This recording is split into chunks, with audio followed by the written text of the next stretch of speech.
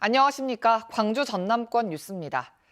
최근 투자 사기 사건이 기승을 부리고 있습니다. 이번에는 인공지능 기반 로봇을 개발했다며 수십억 원을 가로챈 30대 남성과 그 어머니가 경찰에 붙잡혔는데요. 대기업과 업무 협약을 했다며 믿음을 샀는데 로봇 자체가 외부 업체에 의뢰해 만든 가짜였습니다. 김정대 기자의 보도입니다. 인공지능 기반 로봇을 개발하고 실제 상업시설에 서비스를 제공 중이라고 소개하는 서울의 한 회사. 회사 사이트에는 지난 2021년부터 국내 로봇쇼에 참가한 이력은 물론 대기업과 업무 협약을 맺은 사진도 올라와 있습니다. 하지만 최근 영업을 중단했습니다. 현재 가입자의 전화기가 꺼져 있거나 네트워크 접속이 끊어져 연결할 수 없습니다. 경찰 조사 결과 회사 대표인 30대 A씨가 어머니 B씨와 함께 사기 행각을 벌인 것으로 드러났기 때문입니다. 이들은 자신들이 로봇 개발 회사를 운영하고 있고 향후 사업과 연계한 가상 자산을 상장할 예정이라면서 투자자를 모집했습니다. 국내 유명 로봇쇼 참가와 대기업과의 업무 협약 사진, 언론을 통해 보도된 걸 보여주면서 투자자들의 믿음을 샀고 전국 5천 세대 이상의 로봇 솔루션 공급 계약을 마쳤다며 유망한 기업인 것처럼 속였습니다. 하지만 전시회에 출품하거나 투자자들에게 보여준 로봇은 외부 업체에 의뢰해 제작한 걸 껍데기만 바꾼 것으로 드러났습니다. 경찰에 확인된 피해자만 170여 명, 피해 금액은 37억 원에 달합니다. 가상자산 피해자가 요즘 많이 발생하고 있는데 이 가상자산 할 때는 등록되어 있는지 가상자산이 정상적으로 상장이 가능한 회사인지 여부를 꼼꼼하게 살피시고 경찰은 피해자가 더 있을 것으로 보고 수사를 확대해 나갈 방침입니다. KBS 뉴스 김정대입니다.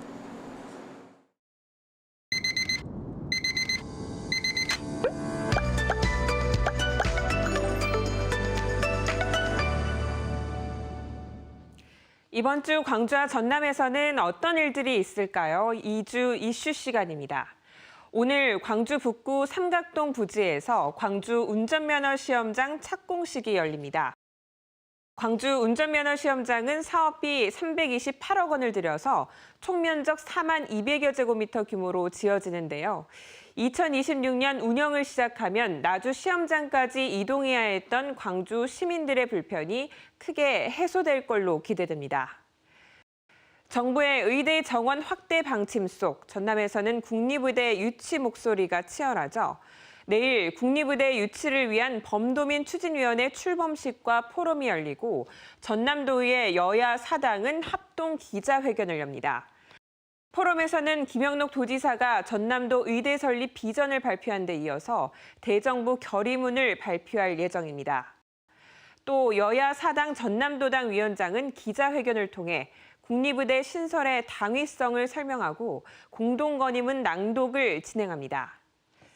내일 전국의 장애인 부모들이 발달장애인 권리를 외치며 광주 무각사에서 시청까지 이어지는 오체투지 행진을 벌입니다.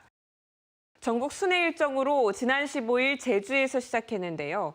다음 달 초 국회를 마지막 일정으로 오체투지를 통해 발달장애인의 자립생활권과 통합교육권, 노동권 등 3대 권리 보장을 위한 예산 반영을 요구할 계획입니다. 광주 비엔날레 전시관 신관 건립을 위한 국제설계 공모가 마무리된 가운데 다음 달 1일 금요일 당선작이 발표됩니다. 전시관은 광주 북구 매곡동 부지에 사업비 1,182억 원을 들여서 총 면적 2만 2천여 제곱미터 규모로 설립될 예정인데요. 국내 23개 팀이 응모한 가운데 비엔날레 미래가 담길 전시관 모습에도 관심이 쏠리고 있습니다.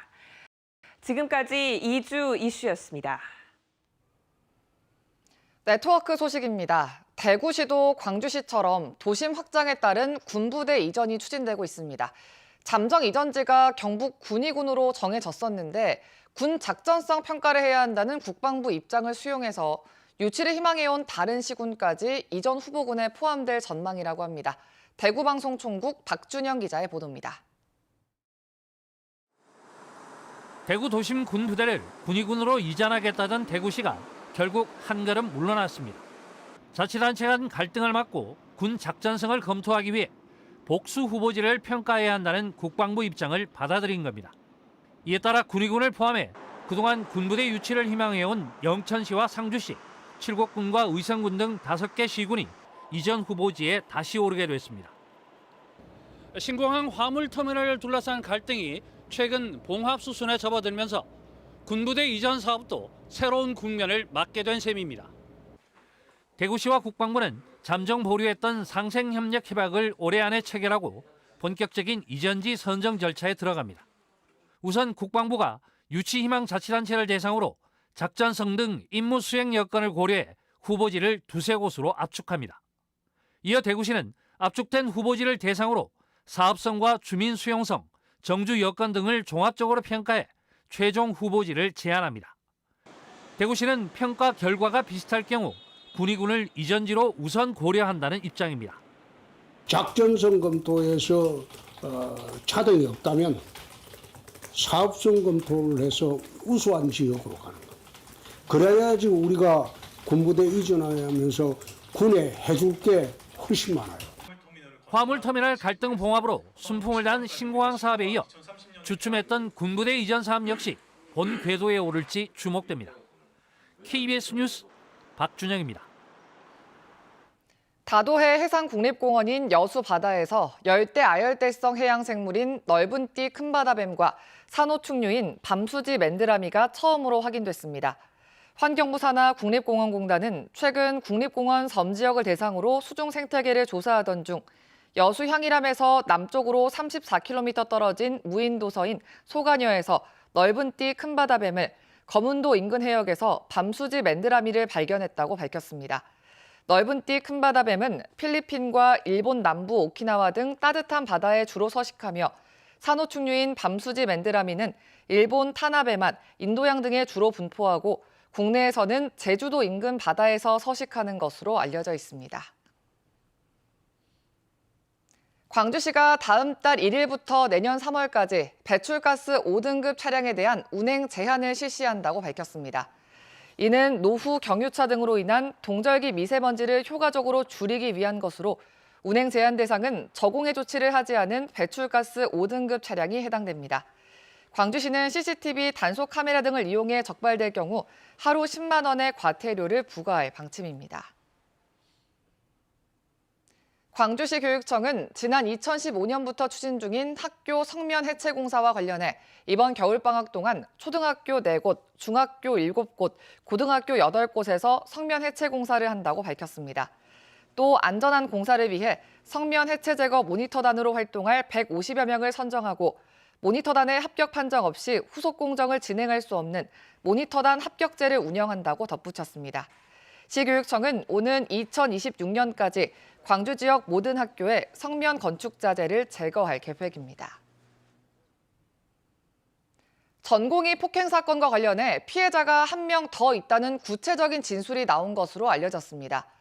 조선대병원과 전공의 협의회 측에 따르면 이번 폭행 사건과 관련해 해당 지도교수로부터 맞았다는 추가 피해자가 한 명 더 나와 사실관계를 확인하고 있는 것으로 밝혀졌습니다. 전공의 협의회는 해당 교수를 거쳐간 전공의 대부분이 비슷한 피해 사례를 겪었을 가능성이 있다고 보인다며 제도 개선과 전공의 보호, 당사자에 대한 신속하고 적절한 처벌을 촉구하고 있습니다. 지역 의대생 중 절반 가까이가 대학 졸업 후 수도권 소재 병원에서 인턴을 한 것으로 나타났습니다. 더불어민주당 신현영 의원이 보건복지부를 통해 2014년부터 2023년까지 받은 자료를 분석한 결과 비수도권 소재 의대 졸업생 19,408명 중 46.7%인 9,067명이 서울, 경기, 인천에 있는 병원에서 인턴을 한 것으로 확인됐습니다. 이 가운데 전남의 경우 전남대 화순 캠퍼스 기준 791명으로 64.9%, 광주는 632명, 52%로 수도권 이탈률이 절반을 넘었습니다. 신 의원은 의사가 해당 지역에서 졸업, 수련, 정착하는 선순환 구조를 구축하기 위해서는 지역 의대 인재 전형 강화와 함께 지역에서도 전공의들이 좋은 환경에서 수련할 수 있도록 인프라를 개선하는 것이 중요하다고 말했습니다. 나주시에 다양한 신재생 에너지 설비를 체험할 수 있는 마을이 생겼습니다. 나주시는 최근 동신대와 전남테크노파크, 대한기업인투자협회와 협약을 맺고 봉황면 대실마을을 에너지 자립 탄소 중립 체험마을로 지정해 마을 활성화 등에 협력하기로 했다고 밝혔습니다. 대실마을은 지역 에너지 기업들이 개발한 기술과 제품을 실증하고 신재생 에너지 생산으로 마을 에너지 소비를 100% 충당하는 한편 남은 전기를 판매도 하는 등 생산과 소비, 체험을 동시에 할 수 있을 것으로 기대됩니다. 공금을 배임한 교육공무원을 강등 징계한 것은 정당하다는 판결이 나왔습니다. 광주지법 제1행정부는 회계 부적정 처리 등으로 강등 처리를 받은 것은 지나치게 가혹하다며 교육공무원 A씨가 광주시 교육감을 상대로 낸 강등 처분 취소 소송에서 A씨의 청구를 기각했습니다. 재판부는 A씨의 비위 내용과 경위, 공무원 징계 규칙을 보면 기준에 따라 정당한 징계가 내려졌다며 교육공무원에게 일반 직업인보다 더 높은 도덕성이 요구되기 때문에 교육청이 공익상 필요로 정당한 강등 처분을 했다고 판시했습니다.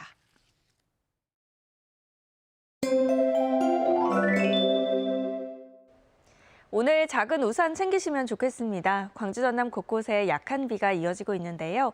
현재는 전남 서부 지역을 중심으로 빗방울이 떨어지고 있습니다. 내일 아침까지 예상되는 비의 양은 5mm 안팎이고요. 내일 전남 북동부 지역에는 눈으로 내릴 수도 있겠습니다. 오늘 비가 내리며 기온이 많이 낮진 않습니다. 광주의 아침 최저 기온 6.5도, 한낮 기온 12도로 평년보다 2도에서 5도가량 높은데요.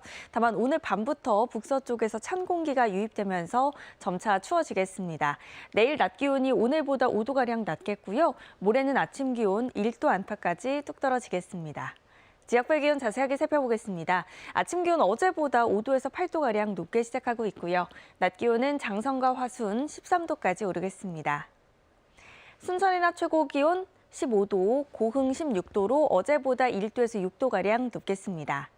목포의 한낮 기온 13도, 영암 14도, 완도 15도까지 오르겠고요. 신안을 비롯한 도서 지역은 14도가 예상됩니다. 바다의 물결은 오늘 밤 서해남부 먼바다부터 차차 높아지겠습니다. 주 후반으로 갈수록 더 추워지겠고요. 금요일에는 눈 소식도 나와 있습니다. 날씨였습니다. 11월 27일 뉴스광장 마칩니다. 시청해주신 여러분 고맙습니다.